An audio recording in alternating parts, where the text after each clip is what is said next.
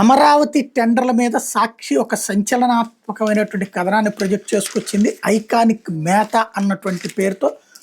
అందులో వచ్చేటప్పటికి ఇవన్నీ అతి తక్కువ దాన్ని అతి ఎక్కువ ఖర్చు పెట్టారు అన్నటువంటి సచివాలయం 1-2 ఐకానిక్ టవర్లను B+G+39 అంతస్తుతో నిర్మించబోతున్నారు. ఈ పనులకు 1423 కోట్లను కాంట్రాక్టు విలువగా నిర్ణయించి సిఆర్డీఏ టెండర్లు పిలిచింది.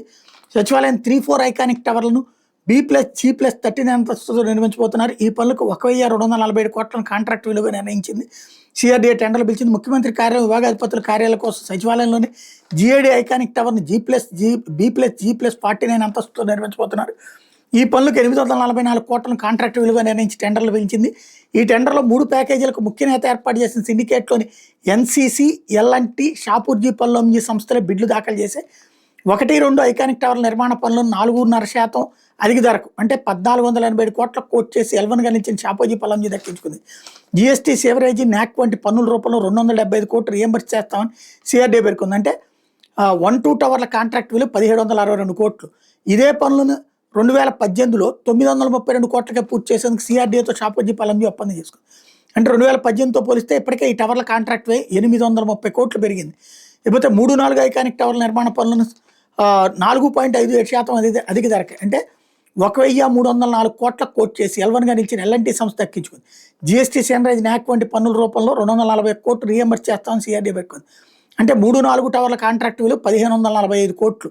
2018లో ఇదే పనులకు 784 కోట్లకే పూర్తి చేసేందుకు సిఆర్డీఏతో ఎల్ఎన్టీ ఒప్పందం చేసుకుంది. అంటే 2018తో పోలిస్తే ఇప్పటికే 3-4 టవర్ల కాంట్రాక్ట్ వ్యయం 760 కోట్లు పెరగబోతున్నట్టు తేటతెల్లమవుతుంది.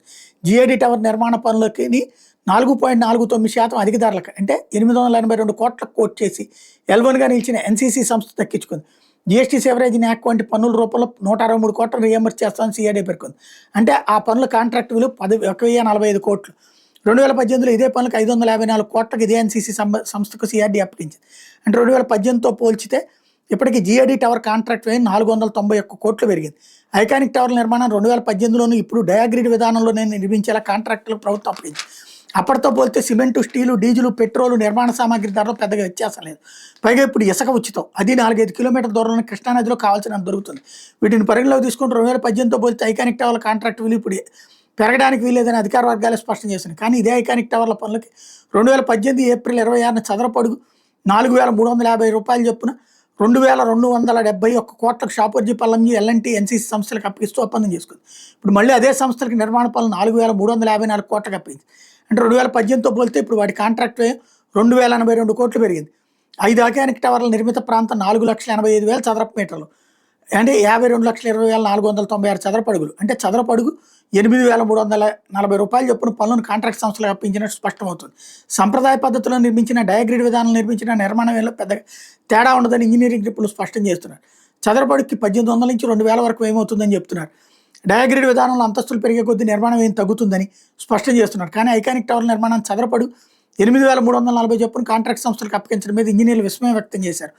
ప్రపంచ బ్యాంకు, ఏడీబీ, కేఎఫ్డబ్ల్యూ, హడ్కో వంటి సంస్థల నుంచి రాజధాని నిర్మాణానికి అధిక వడ్డీలకు అప్పులుగా తెచ్చిన వాటి కాంట్రాక్ట్ సంస్థలకు దోచిపెడుతూ నీకెంత నాకెంత అంటూ ముఖ్య నేత పంచుకు తినేలా కుట్రలు పనడం మీద సర్వత్రా ఆగ్రహం వ్యక్తం అవుతుంది అన్నటువంటి కోణాన్ని హైలైట్ చేసింది.